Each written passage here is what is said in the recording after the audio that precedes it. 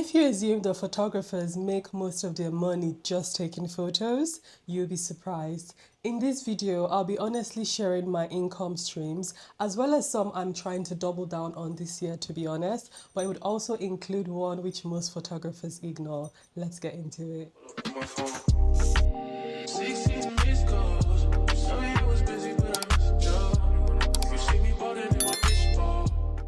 So of course, the first is client work. This is my bread and butter. This is the foundation that keeps the machine going and keeps me paid.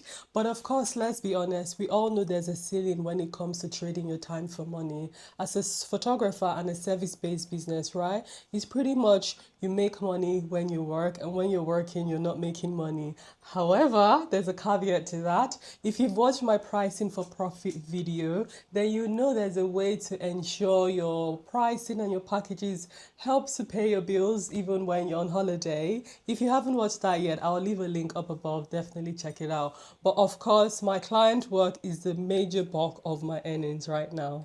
In terms of other income streams, workshops. So whether it's in person or online, workshops are a way I'm making money. So before the pandemic, I had done several workshops I was earning from, but since then I sort of slowed it down or brought it to a halt, to be honest. I haven't done any in-person workshops since then, but I'm finally back into, teaching and providing value in terms of what I've learned in the last 6 coming to 7 years growing my photography business and working full-time as a photographer. So I do currently have my first in-person workshop coming up in July, on the 26th of July actually. So if you're in London, definitely I would love to have you there. If boudoir is something you would like to learn more about, right from posing and guiding clients, all the way to the business part of building your sales machine and your marketing funnels, then you definitely want to check out that workshop. It's an in-person workshop as well as an online masterclass that deals with the sales. I don't want to talk about it too much. That's not the point of this video, but the point is that photographers do earn from workshops, and that's definitely a way to constantly bring in revenue into your business.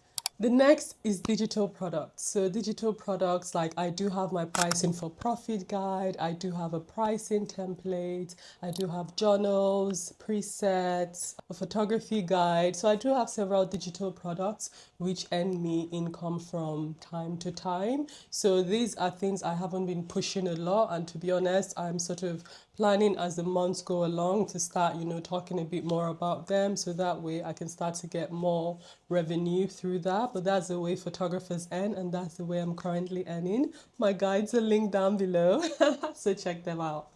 My next income revenue comes from speaking engagements. So whether it's I've been on online webinars or I've gone into schools to give workshops or talk about my journey, these are ways that I've been earning income as well. And some of you may not know, but I'm actually a published author. Yes, I was traditionally published in 2020. So over the years, I've had schools call me in to speak to their students. I was at a library opening, a new library opening in an academy as well. And so whenever I do those sort of gigs, of course, I do get paid.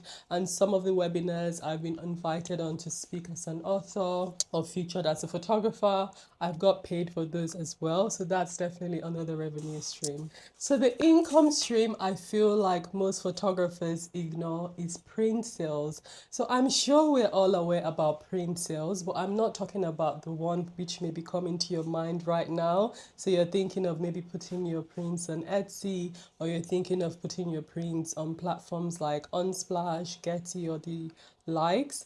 I'm actually talking about selling prints, limited run or limited edition prints from your personal projects.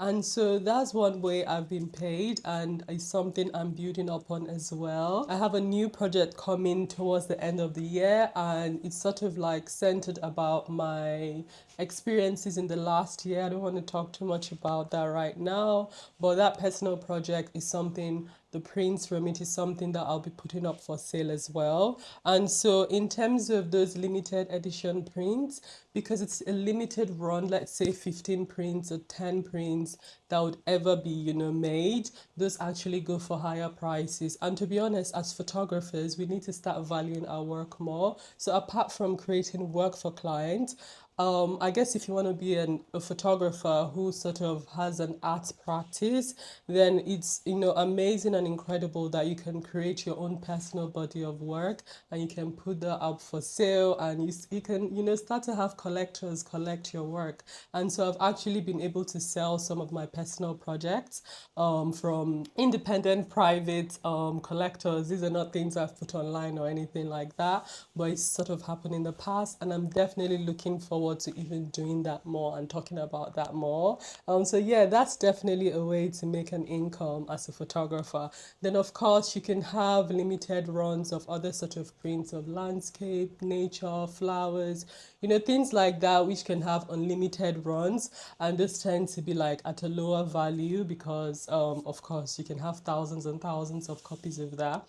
And so in that regard, I'm actually also putting up myself on a platform from an acquaintance who is creating like a platform for Black business owners. And so I'll be selling those prints on there, and these are prints that are going to come from my Cuba trip in 2019. I traveled to Cuba before the madness of the pandemic, and some of my travel photos from that trip, I just love them so much, and I've been wanting to put them up for sale but just didn't get around to it. I mean, I'm sure you totally know as well. Trying to run a business, doing multiple things, juggling life, juggling family. It just means some ideas you have keeps being pushed to the back burner. But this year, I'm trying to sort of like, tick off some of these things I've been wanting to do for a while. And selling these prints is one of those. And so I'll be doing that as well. Another revenue stream is income from DACS, and that stands for Design and Artists Copyright Society. So admittedly, this doesn't give a lot. It depends on, how many places your work has been featured in. So maybe like a magazine, a newspaper, other forms of media.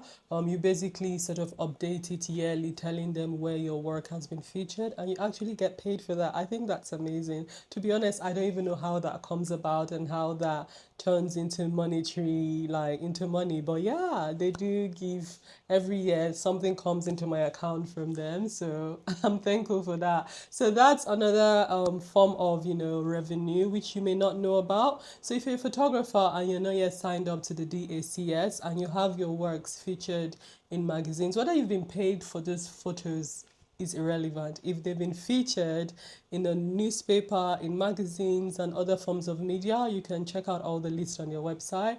Then you definitely want to sign up. So there you have it, my 6 revenue streams as a photographer. I mean, in this cost of living crisis that we all find ourselves in, it's really important as an artist to have different revenue streams, just because, maybe let's say client work is slow or drying up for a particular month, you can still have other ways to earn a living, because I feel like as artists, we definitely deserve to also earn a good living. And I know the industry is quite crazy with different sort of like rates and people trying to lowball us and people knowing our value and what we can do for their businesses visually, but that doesn't always translate to what they want to pay us. Of course, if you're struggling with your pricing structure, check out that video I talked about. That should help. But also having other revenue streams is great, because it just means you're never in that sort of financial instability. When something is a bit poor on one month,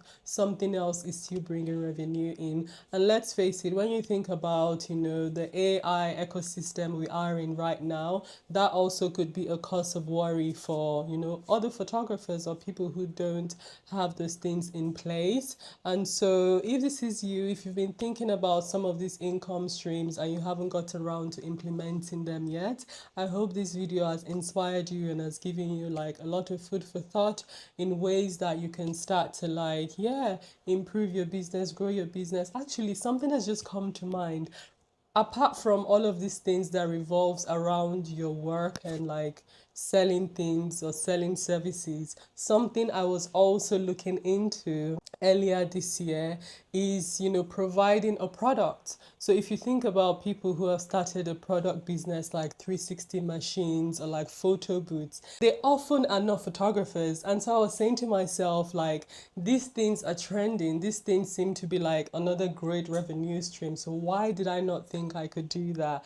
And so that's something I've also been thinking of maybe dabbling into. I'm not sure yet, but I thought I'll just share with you. I'll just throw it out there. Yeah, buy a photo booth and hire it out to events, corporate people, and the rest of it. That's another income stream right there for you. But anyway, I hope this video has been quite helpful. I hope you've enjoyed it, and if you did, I think you will love this one here where I talk about how to grow a boudoir business on a budget.